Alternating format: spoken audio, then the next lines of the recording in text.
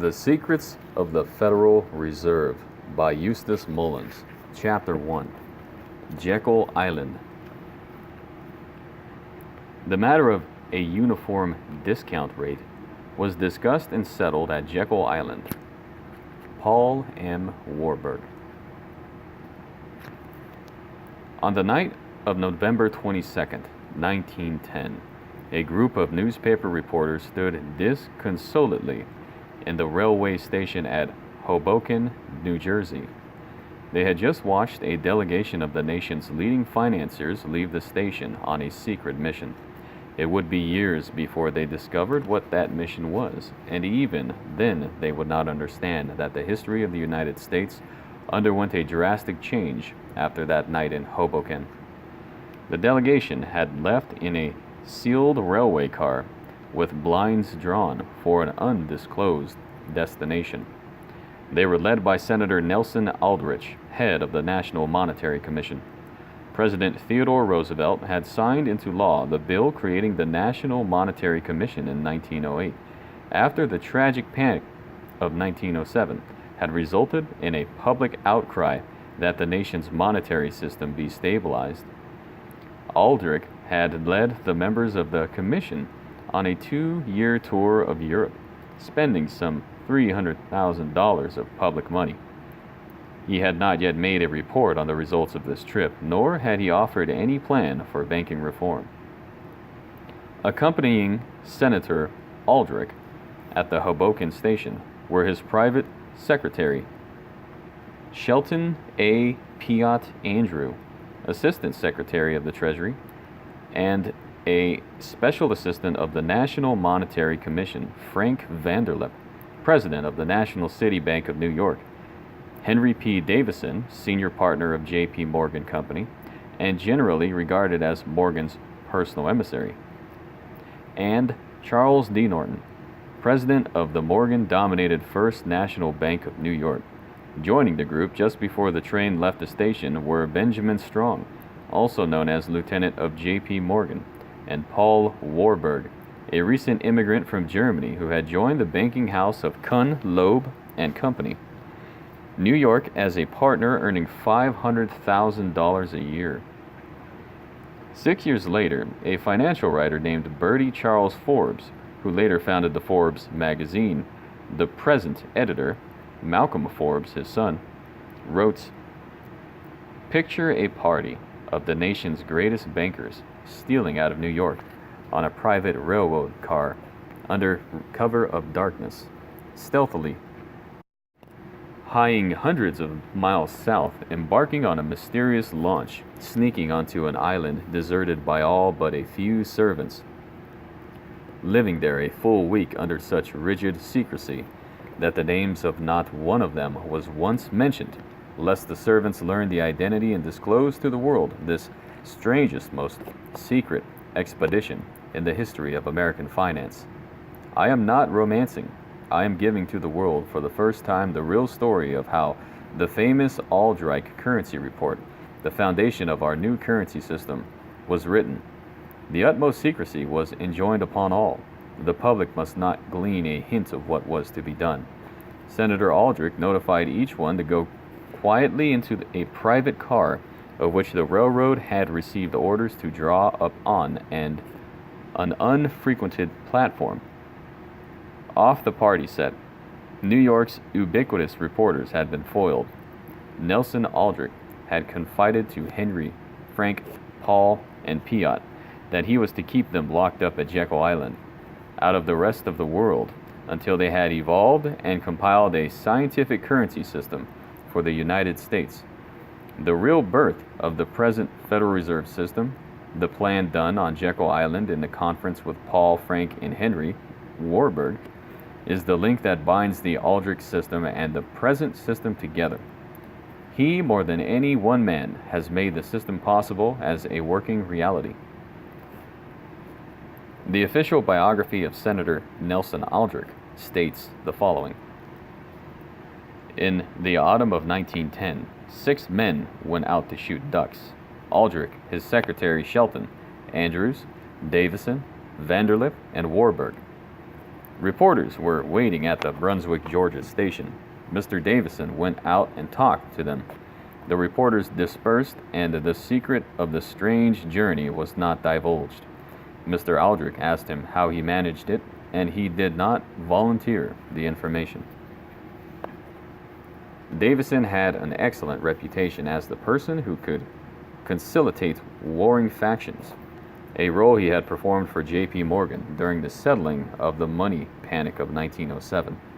Another Morgan partner, T.W. Lamont, says the following: Henry P. Davison served as arbitrator of the Jekyll Island expedition.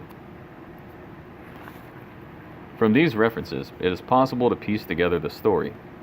Aldrich's private car, which had left Hoboken Station with its shades drawn, had taken the financiers to Jekyll Island, Georgia. Some years earlier, a very exclusive group of millionaires led by J.P. Morgan had purchased the island as a winter retreat.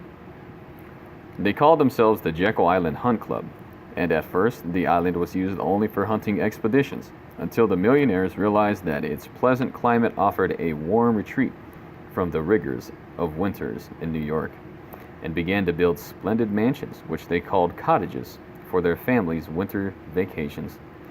The club building itself, being quite isolated, was sometimes in demand for stag parties and other pursuits unrelated to hunting. On such occasions, the club members who were not invited to these specific outings were asked not to appear there for a certain number of days. Before Nelson Aldrich's party had left New York, the club's members had been notified that the club would be occupied for the next 2 weeks. The Jekyll Island Club was chosen as the place to draft a plan for control of the money and credit of the people of the United States, not only because of its isolation, but also because it was the private preserve of the people who were drafting the plan. The New York Times later noted on May 3, 1931, in commenting on the death of George F. Baker, one of J.P. Morgan's closest associates, that the Jekyll Island Club has lost one of its most distinguished members.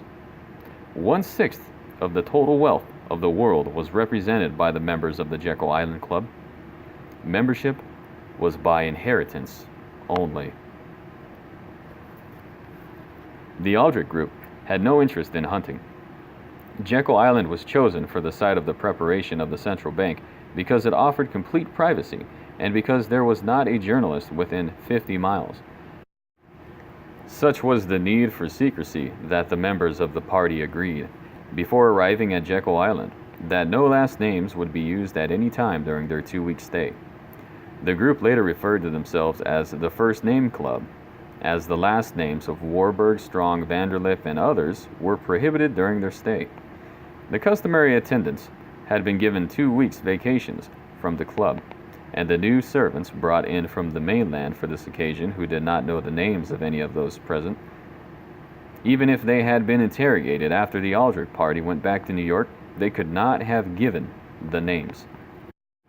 This arrangement proved to be so satisfactory that the members, limited to those who had actually been present at Jekyll Island, later had a number of informal get-togethers in New York. Why all this secrecy? Why this 1,000-mile trip in a closed railway car to a remote hunting club? Ostensibly, it was to carry out a program of public service, to prepare banking reform which would be a boon to the people of the United States, which had been ordered by the National Monetary Commission. The participants were no strangers to public benefactions. Usually their names were inscribed on brass plaques or on the exteriors of buildings which they had donated. This was not the procedure which they followed at Jekyll Island. No brass plaque was ever erected to mark the selfless actions of those who met at their private hunt club in 1910 to improve the lot of every citizen of the United States. In fact, no benefaction took place at Jekyll Island. The Aldrich Group journeyed there in private to write the banking and currency legislation, which the National Monetary Commission had been ordered to prepare in public. At stake was the future control of the money and credit of the United States. If any genuine monetary reform had been prepared and presented to Congress, It would have ended the power of the elitist one world money creators. Jekyll Island ensured that a central bank would be established in the United States, which would give these bankers everything they had always wanted. As the most technically proficient of those present, Paul Warburg was charged with doing most of the drafting of the plan. His work would then be discussed and gone over by the rest of the group. Senator Nelson Aldrich was there to see that the completed plan would come out in a form which he could get passed by Congress, and the other bankers were there to include whatever details would be needed to be certain that they got everything they wanted in a new finished draft composed during a one-time stay. After they returned to New York, there could be no second get-together to rework further the plan. They could not hope to obtain such secrecy for their work on a second journey. The Jekyll Island group remained at the club for 9 days, working furiously to complete their task. Despite the common interest of those present, the work did not proceed without friction. Senator Aldrich, always a domineering person, considered himself the chosen leader of the group and could not help ordering everyone else about. Aldrich also felt somewhat out of place as the only member who was not a professional banker. He had a substantial banking interest throughout his career, but only as a person who profited from his ownership of bank stock. He knew little about the technical aspects of financial operations.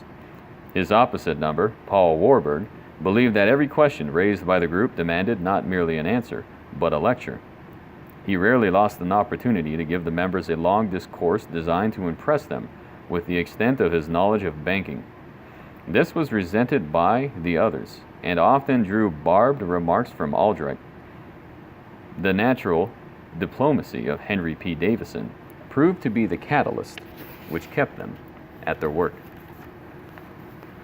Warburg's thick alien accent grated on them and constantly reminded them that they had to accept his presence if a central bank plan was to be devised, which would guarantee them their future profits. Warburg made little effort to smooth over their prejudices and contested them on every possible occasion on technical banking questions, which he considered his private preserve. In all conspiracies, there must be great secrecy. The monetary reform plan prepared at Jekyll Island was to be presented to Congress as the completed work of the National Monetary Commission. It was imperative that the real authors of the bill remain hidden. So great was popular resentment against bankers since the Panic of 1907 that no congressman would dare to vote for a bill bearing the Wall Street taint, no matter who had contributed to his campaign expenses. The Jekyll Island plan was a central bank plan, and in this country there was a long tradition of struggle against inflicting a central bank on the American people. It had begun with Thomas Jefferson's fight against Alexander Hamilton's scheme for the first Bank of the United States, backed by James Rothschild.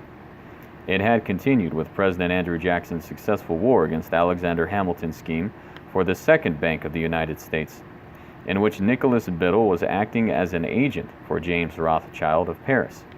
The result of that struggle was the creation of the independent sub-treasury system, which supposedly had served to keep the funds of the United States out of the hands of the financiers. A study of the panics of 1873, 1893, and 1907 indicates that these panics were the result of the international bankers' operations in London.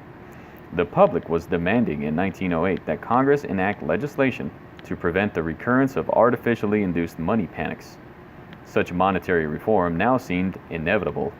It was to head off and control such reform that the National Monetary Commission had been set up with Nelson Aldrich at its head, since he was majority leader of Senate. The main problem, as Paul Warburg informed his colleagues, was to avoid the name central bank. For that reason, he had decided upon the designation of the Federal Reserve System. This would deceive the people into thinking it was not a central bank. However, the Jekyll Island plan would be a central bank plan, fulfilling the main functions of a central bank. It would be owned by private individuals. who would profit from ownership of shares. As a bank of issue, it would control the nation's money and credit. In the chapter on Jekyll Island in his biography of Aldrich, Stephenson writes of the conference, "How was the Reserve Bank to be controlled? It must be controlled by Congress. The government was to be represented in the board of directors. It was to have full knowledge of all the bank's affairs, but a majority of the directors were to be chosen directly or indirectly by the banks of the association. Thus, the proposed Federal Reserve Bank was to be controlled by Congress and answerable to the government, but the majority of the directors were to be chosen directly or indirectly by the banks of the association. In the final refinement of Warburg's plan, the Federal Reserve Board of Governors would be appointed by the President of the United States, but the real work of the board would be controlled by a Federal Advisory Council, meeting with the governors. The council would be chosen by the directors of the 12 Federal Reserve banks and would remain unknown to the public. The next consideration was to conceal the fact that the proposed Federal Reserve System would be dominated by the masters of the New York money market. The congressmen from the South and the West could not survive if they voted for a Wall Street plan. Farmers and small businessmen in those areas had suffered most from the money panics. There had been great popular resentment against the Eastern bankers, which during the 19th century became a political movement known as populism. The private papers of Nicholas Biddle, not released until more than a century after his death, show that quite early on, the Eastern bankers were fully aware of the widespread public opposition to them. Paul Warburg advanced at Jekyll Island the primary deception which would prevent the citizens from recognizing that his plan set up a central bank. This was the regional reserve system. He proposed a system of 4, later 12, branch reserve banks located in different sections of the country. Few people outside of the banking world would realize that the existing concentration of the nation's money and the credit structure in the New York made the proposal of a regional reserve system a delusion.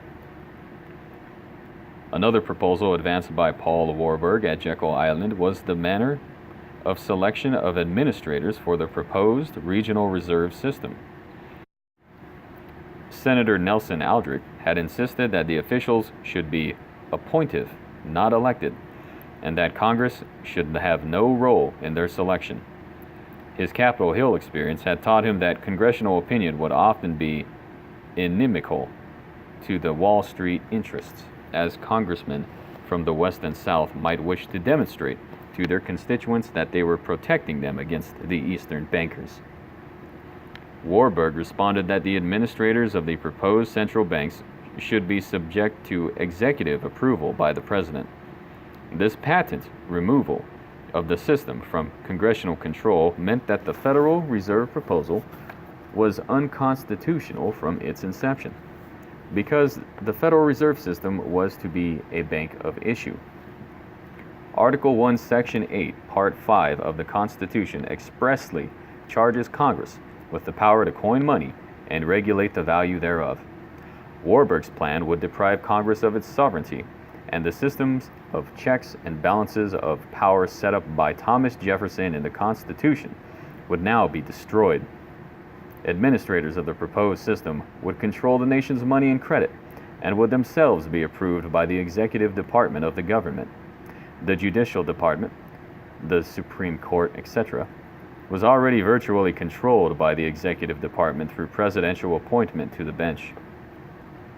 Paul Warburg later wrote a massive exposition of his plan, The Federal Reserve System, Its Origin and Growth, of 1,750 pages, but the name of Jekyll Island appears nowhere in this text. He does state, Volume 1, page 58. But then the conference closed. After a week of earnest deliberation, the rough draft of what later became the Aldrich Bill had been agreed upon, and a plan had been outlined which provided for a National Reserve Association, meaning a Central Reserve organization with an elastic note issued based on gold and commercial paper. On page 60, Warburg writes, "The results of the conference were entirely confidential. Even the fact there had been a meeting was not permitted to become public," he adds in a footnote. Though 18 sick years have since gone by, I do not feel free to give a description of this most interesting conference, concerning which Senator Aldrich pledged all participants to secrecy. B.C. Forbes' revelation of the secret expedition to Jekyll Island had surprisingly little impact. It did not appear in print until 2 years after the Federal Reserve Act had been passed by Congress.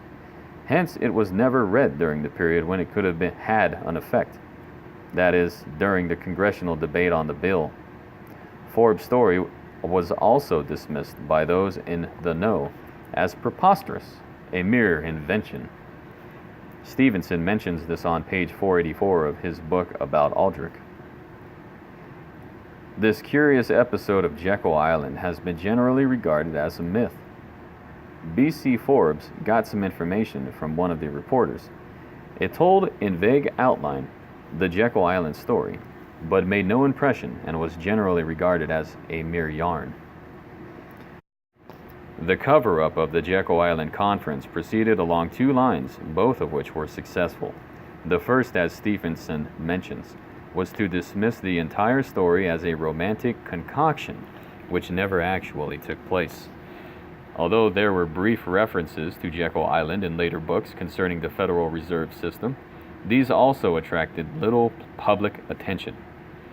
As we have noted, Warburg's massive and supposedly definite work on the Federal Reserve System does not mention Jekyll Island at all, although he does admit that a conference took place. In none of his voluminous speeches or writings do the words Jekyll Island appear, with a single notable exception. He agreed to Professor Stevenson's request that he prepare a brief statement for the Aldrich biography.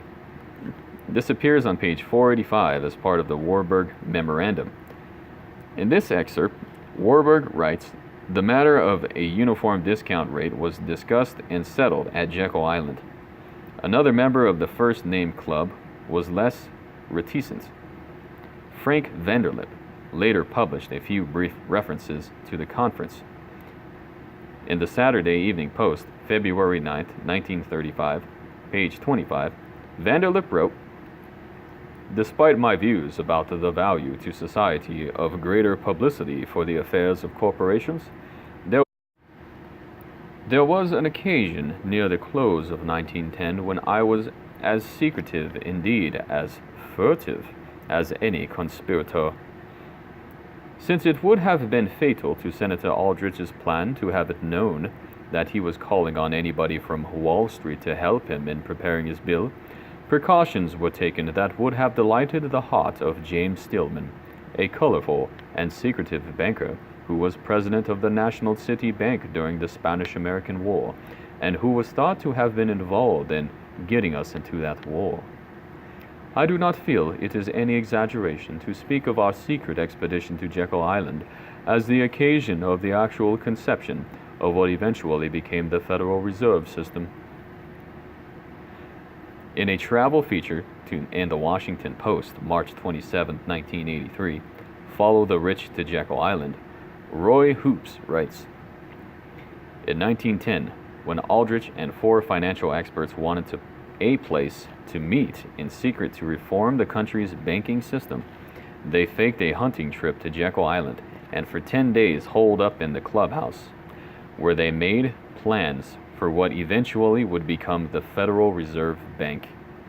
Vanderlip later wrote in his autobiography, From Farm Boy to Financier, "Our secret expedition to Jekyll Island was the occasion of the actual conception of what eventually became the Federal Reserve System.